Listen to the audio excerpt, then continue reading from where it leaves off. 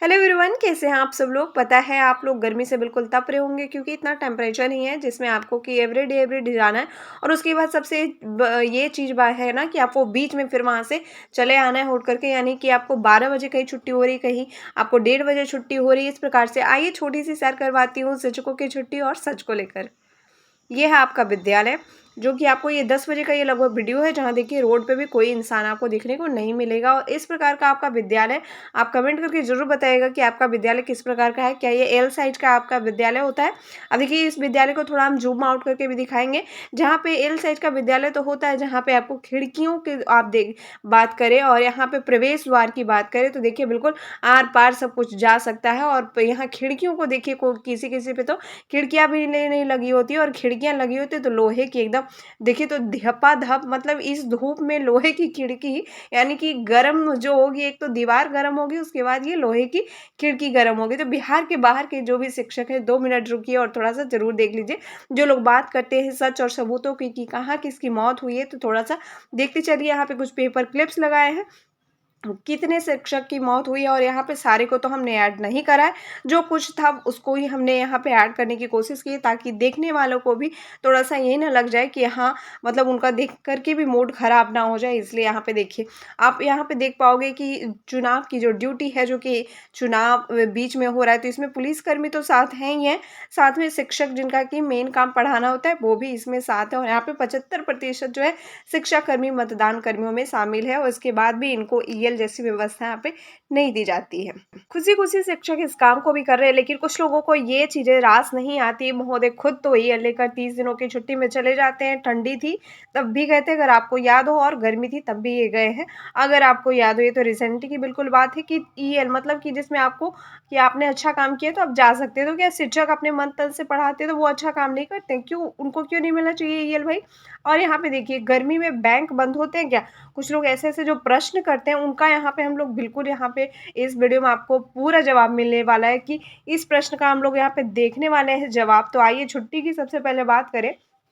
सबसे कंपैरिजन नहीं करना है हमें, बस एक छुट्टी की बात हम कर रहे हैं रेलवे कर्मी से। तो चलिए, सीएल इनको 10 मिलता है, एलएपी 30 मिलता है, और एलएचएपी 20 मिलता है। एलएचएपी होता है आपको कि आपको हाफ मिलता है वो। और शिक्षकों की अगर बात करें तो 16 सीएल मिलता है और 2 एसएल आपका सीक लीव है, और सीएल आपका कैजुअल लीव है, जो कि आप जान ही होंगे। एलएपी आपका जो है वो आपका लीव ऑन एवरेज पे है, और एलएचएपी आपका लीव ऑन हाफ एवरेज पे है। ठीक है, अन्य सुविधाओं की अगर यहाँ पे बात करें तो देखिए, एक प्रवेश द्वार वाला भवन जिसमें एसी और पंखा दोनों लगे हुए होते हैं, ऐसी जगहों पे आप बताओ ऐसा लगा हुआ होता है कि नहीं? आप बैंक गए हो तो वहाँ पे आपको एक ही द्वार मिला था ना जाने के लिए। और कई बार तो लोग बैंक इसलिए भी गर्मियों में चले जाते हैं कि चलो भाई, कम से कम एसी और पंखे तो लगे हुए हैं, थोड़ी राहत मिल जाएगी। हम झूठ मूठ का एक फॉर्म लेके आ जाएंगे, कुछ पूछ लेंगे इन्फॉर्मेशन, या फिर प्रिंट ही करवा लेंगे अपना। इसलिए भी कई बार लोग यहाँ पे चले जा रहे हैं। लेकिन आप अगर बात करते हो सरकारी विद्यालयों की, तो वहाँ पे आपको क्या देखने को मिलेगा? अनेक प्रवेश द्वार वाला विद्यालय होगा। कहीं से भी आप घुस जाओगे, मतलब एल शेप जो मैंने बताया ना, बिल्कुल एल शेप। और भले ही कहीं कहीं आपको एल शेप ना देखने को मिले, लेकिन मैक्सिमम आपको ऐसे ही देखने को मिलेगा, एल शेप रहेगा। और अनेक प्रवेश द्वार वाले, यहाँ जरूरी नहीं कि पंखा हो, कई कमरों में तो पंखे नहीं भी हो सकते हैं। और सुविधा बैठने की अगर बात करें तो आरामदायक कुर्सी यहाँ पे बैठने के लिए लोगों को मिलती है, जो जिन कर्मचारियों की ये बातें करें, जिनसे ये तुलना कर रहे हैं। और शिक्षकों की बात अगर कर ली जाए तो बैठने के लिए क्या मिलता है? प्लास्टिक की कुर्सी मिलती है, और सही दशा में है या नहीं इसकी कोई गारंटी नहीं है, कहना बिल्कुल मुश्किल है। सुविधा की अगर और बात करें कि मृत्यु होने पर इंश्योरेंस की भी व्यवस्था होती है। बताइए कि शिक्षकों के पास क्या इंश्योरेंस की व्यवस्था होती है? अगर होती तो ये लोग बताइए सड़क क्यों जाम कर रहे हैं? तुलना करने का शौक इन लोगों का इतना बड़ा है कि सैनिकों से भी ये तुलना करने में पड़ जाते हैं। तो सैनिकों की ड्यूटी क्या, कहीं गांव यहाँ पे पोस्टिंग होती है, जहां उन्हें कि इतने दूर पैदल रोज जाना होगा एक जगह पे जाकर के, वहां इनको अपना कार्यक्रम चलाना होगा। वैसे तो अस्पतालों से भी, डॉक्टरों से भी तुलना करें, लेकिन छुट्टी के लिए क्या डॉक्टरों को सोचना पड़ेगा कि उन्हें छुट्टी? अरे इतनी सैलरी है उनकी, उनको उनका ठट वट कहाँ है? मतलब कोई कंपेरिजन का लेवल ही नहीं है। फिर भी सबकी समय सारणी की अगर बात करें तो सबकी समय सारणी अनुकूल होती है, शिक्षकों को छोड़कर। शिक्षकों को क्या है, बीच दोपहरिया में यहाँ पे छोड़ दिया जाता है, खदेड़ दिया जाता है, चलो 12 बजे निकलो निकलो निकलो, 1:30 बजे निकलो निकलो निकलो। ये क्या बात होगी भी, बीच में आप छोड़ दे रहे हो। और इन सभी नौकरियों के लिए काबिल कौन है? यही शिक्षक बना था, और इस बात पे आपको ताली लगानी चाहिए। और कोई भी इंसान कंपैरिजन के लायक नहीं है। किसी की नौकरी के साथ कोई किसी का कंपैरिजन नहीं कर सकता है, लेकिन अगर करता है तो वो सुने। सभी निजी विद्यालयों में क्या है, गर्मी और ठंडी की छुट्टी होती है। अगर नहीं मालूम तो निजी विद्यालय जाइए, पूछ लीजिए, आपका बच्चा पढ़ता होगा, थोड़ा जानकारी ले लीजिए कि शिक्षकों की भी छुट्टी होती है वहाँ के लिए। अब गाँव-गाँव होता है, वहाँ पर घर तो मिल जाएगा, लेकिन साग-सब्जियाँ और अन्य ज़रूरत की सुविधाओं के लिए 6 से 7 किलोमीटर बाज़ार होता है, वहाँ तो जाना पड़ेगा। और उसके लिए क्या बस वहाँ डेली मतलब पर घंटे या पर मिनट वहाँ पे चलती रहती है क्या? जवाब दीजिए।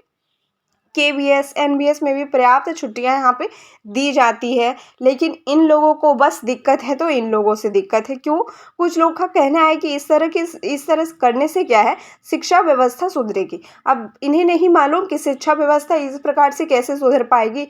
मतलब एक कहावत है, वो सुनिए कि चोट लगी थी कहाँ? दिमाग में चोट लगी थी और इलाज करा रहे थे पीठ का। मतलब जो इंसान ही आपको खराब है, जो इंसान खराब है, आप उसको तो अंदर रखे हुए हो, जिनको अभी तक भी पढ़ाने के लिए नहीं आ पा रहे कि वो कैसे पढ़ा रहे हैं। उन लोगों को भरा गया था, मतलब मुखिया के द्वारा भरा गया था उन लोगों को, जिन्हें कुछ नहीं आता था उनको भी। क्लियर कर दूं कि मैं सारे शिक्षकों की बात नहीं करी, यहाँ पे बात हो रही है जिन शिक्षकों को नहीं आता था ना, नाम भी अपना लिखने सही से नहीं आता था, उनको भी उस टाइम भर दिया गया था। अगर शिक्षा व्यवस्था सुधारनी है तो पहले परीक्षाएं तो निष्पक्ष करवाइए। आपने क्या करा, नियोजित शिक्षक जो थे उनको कहा कि हम आपको बढ़िया तो बना देंगे, लेकिन क्या आप बताइए कि कोई हमें जवाब दीजिए कि सक्षमता परीक्षा में क्या किसी प्रकार की धांधली नहीं हुई है?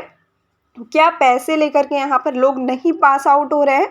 आप कमेंट करके बता सकते हैं, इन चीज़ों का जवाब आप भी दे सकते हो। तो सबको पैसों की ज़रूरत होती है, तो उस चीज़ को तो वो रोक नहीं सकते। तो यहाँ पे आसान क्या है कि मानसिक यातनाएँ दे दें, जिससे कि ये लोग शिक्षक लोग परेशान हो जाए। अरे जिनकी कोई गलती नहीं, वो क्यों परेशान हो रहे इतनी कम छुट्टियों में और इतनी भीषण गर्मी में? वो क्यों स्कूल आए भाई? यहाँ पे कुछ तो इनके लिए रियायत होनी चाहिए। अब देखो, सत्ता पक्ष के लोग भी क्या है, खिलाफ में आवाज़ उठा रहे हैं।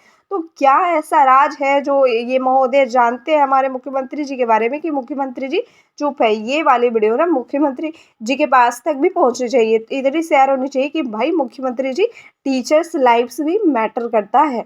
शिक्षकों को 15 दिन गर्मी की छुट्टी और 10 दिन ठंडी की छुट्टी मिल जाए, इसमें इतनी तो कोई गलत बात नहीं है। जो आपने जो छुट्टियां दे रखी है उसके अकॉर्डिंग तो बिल्कुल भी गलत बात नहीं है। तो फिर ये छुट्टियां क्यों नहीं मिलनी चाहिए इन्हें?